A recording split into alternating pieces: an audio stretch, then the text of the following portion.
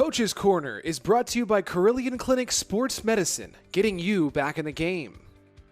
Hello, welcome into the Carillion Clinic Coach's Corner. I'm Brian, that's Dan, and Dan, let's jump into it. It's obviously a little bit of a slow start to the season, but you guys have been tinkering with the roster and trying to move forward. How's it looking on the ice in practice leading into this weekend?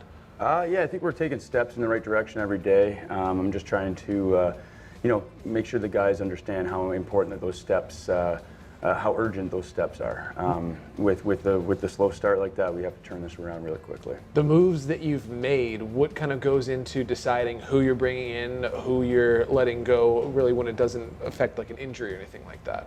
A lot of it is video. A lot of it's some things that you don't see when you just watch the game live, little tendencies, details and habits. And then those are usually the guys that get let go that can't keep up with those details and habits. As far as bringing guys in, most of it's reference. When you hear a guy might have an upside, they get an when somebody's out and a team's struggling, it means opportunity for new players. You mentioned video, and that's something I think a lot of people don't know, how much time you actually do spend looking at video after each game and during the week. So can you kind of enlighten us on the process?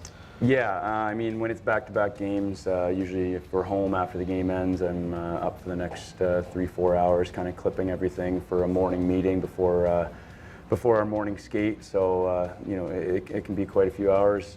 When you start getting into individual guys clips where you want to show each player their shifts, you can be spending easily an hour on each player going through your lineup. Going into this weekend, we've seen Fayetteville a couple of times but the roster changing a little bit now. Of course, we mentioned with the transactions now, Dominic Horvath being signed and Mac Jansen was going to be activated before this game on Friday night. So what are each of those guys going to bring? Yeah, we all know Janny and we know what he brings. I thought towards the end of the season and into playoffs last year, he really embodied what we want Dawgs hockey to be. I'm really excited to get him back out there. A second-year guy, but no doubt he's a leader for us. As far as Dom, like I said, you start seeing details and habits when a team's struggling and you have to lose some bodies, guys get an opportunity. I've heard great things about Dom. He's a big body, he works hard. He's going to get the opportunity to kind of show me what he's got this weekend. 2 games in Fayetteville, you think it helps to have the weekend away to maybe kind of try to bond and get things right? Yeah, you hope so. What are we now, 3-4 weeks in, that bonding and everything. Obviously with new bodies, it's always a new dynamic, but right now it doesn't matter where we play. What it comes down to is us putting on a 60-minute effort, and we have to get some results here. We're looking forward to it, Dan. This is the Carillion Clinic Coach's Corner.